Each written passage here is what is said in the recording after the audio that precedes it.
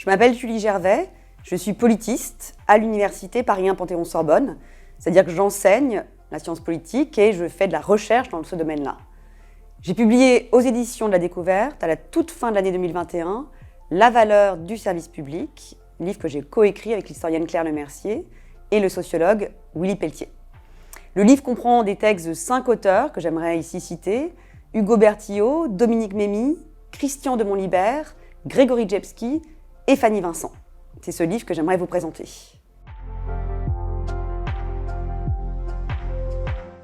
Il raconte les services publics, leur raison d'être, les batailles qui les ont vus naître. Il raconte aussi leur disparition, au nom de réformes qui sont précisément censées les moderniser. Il décortique aussi tous les modes opératoires de ces réformes, leurs étapes, les stratégies. Et puis on adopte une triple perspective. C'est-à-dire qu'on s'intéresse d'abord aux commanditaires de ces réformes, des réformes qu'on analyse comme des massacres. On décrit leurs certitudes, leurs valeurs, les mots qu'ils utilisent, comment ils ont été fabriqués dans les grandes écoles. Et dans le même temps, on va suivre de près également les victimes de ces réformes. Donc les agents publics, leur mission rendue impossible. Et enfin, on se penche sur les usagers. C'est-à-dire qu'on montre à la fois comment les plus riches s'en sortent et ce qu'il advient aussi des laissés pour compte. Par exemple, ceux de la dématérialisation à tout prix, ou encore ceux de la fermeture des services publics, et notamment dans les territoires ruraux.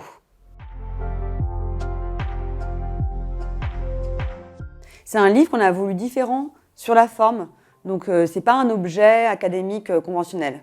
On a voulu que ce soit une arme forgée par des travaux universitaires, donc par vraiment des arguments scientifiques, mais que ça se lise aussi comme un roman, voire comme un polar. Donc dans le livre, il y a des photos, il y a des vignettes, il y a des citations qui sont issues de romans. Puis on a aussi travaillé avec un dessinateur à partir de nos textes.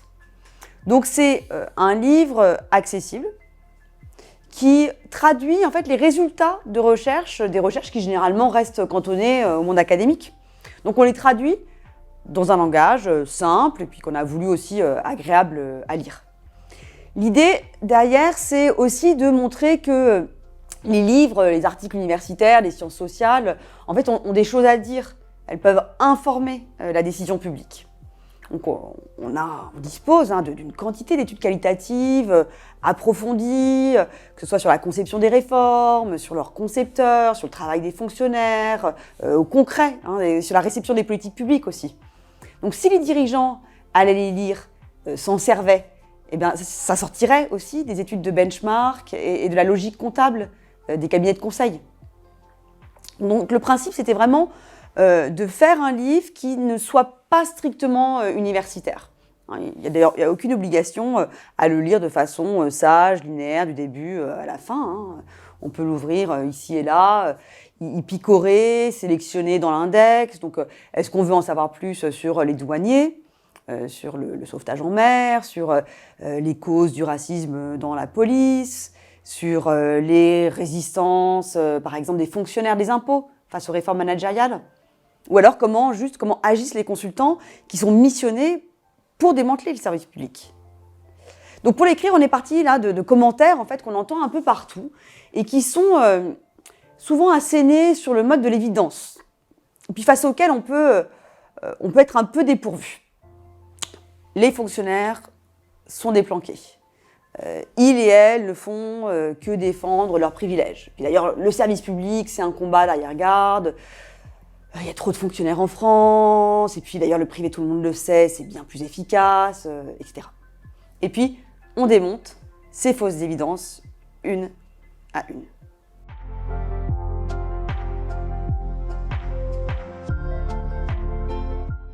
On est parti de nos propres travaux et de travaux de collègues, donc des juristes, des économistes, des historiennes, des politistes, des sociologues, et aussi d'enquêtes menées par des journalistes. Et puis on les a fictionnalisés, c'est-à-dire qu'on a créé des personnages pour expliquer des processus. Alors ce qui sous-tend en fait là notre approche, c'est l'idée que les mécanismes à l'œuvre dans le démantèlement des services publics, le caractère systémique des processus en jeu, quand on les décrit comme tels, en fait, on met à distance la réalité. On met à distance la violence de ce qui se joue. Parler d'inégalité d'accès aux positions de pouvoir. Ça veut dire quoi, par exemple? Parler de désertification des services publics, de non-recours des ayants droit ou de violence symbolique au guichet. Ça veut dire quoi concrètement? Toutes ces réformes qui relèvent encore pour une large part du nouveau management public, qui n'est plus du tout nouveau d'ailleurs, comment sont-elles fabriquées? Par qui et avec quels effets? Alors pour décrire ça, les mécanismes sous-jacents en fait, on passe par des histoires de vie. Par exemple, on raconte l'histoire de Jordan.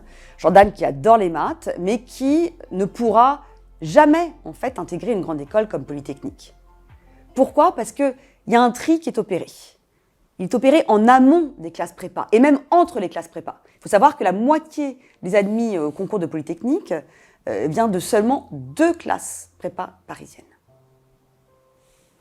On décrit également les conditions d'existence et de travail d'agents du service public qu'on a rencontrés.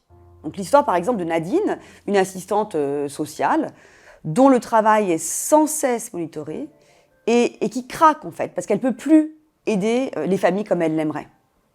Ou encore l'histoire de Luce, qui est factrice en CDD, et dont les tournées sont minutées par un logiciel. Elle a 6 secondes pour faire ouvrir une porte, 1 minute 30 pour un recommandé, 1 seconde par marche s'il y a des escaliers.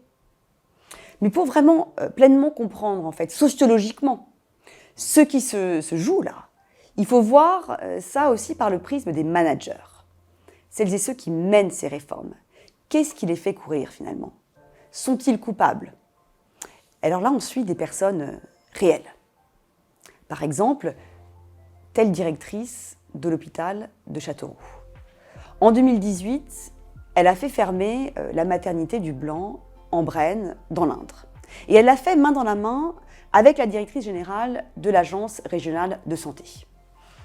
On rentre dans son logiciel, dans son quotidien, dans ses impératifs. Et on montre que c'est son existence professionnelle qui va produire de la cécité. Ça veut dire quoi? Ça veut dire que ce qui compte pour une directrice d'hôpital, c'est le bilan financier d'activité. S'il n'est pas équilibré, elle va risquer des sanctions, on peut lui faire sauter ses primes. Résultat, en fait, elle ne voit pas les patients ou leurs proches, c'est-à-dire qu'ils ne rentrent pas dans son champ de vision. Elle ne voit pas non plus les soignantes, ou alors quand elle les voit sous forme de flux. Donc ça crée des angles morts. Ces managers et ces manageuses, en fait, ont intégré comme une sorte d'évidence qu'il est impératif de rentabiliser. Et tout dans leur vie y concourt. Leur formation, leur entourage, leur carrière, leur hiérarchie. Et c'est à ça, d'ailleurs, qu'elles doivent leur ascension professionnelle. On a voulu identifier les véritables responsables, ne pas se tromper de cible. Alors traditionnellement, on parlait de noblesse d'État. C'est le terme de Pierre Bourdieu pour désigner l'élite administrative. À l'usage, nous, on s'est rendu compte que cette notion, en fait, n'était plus opérante.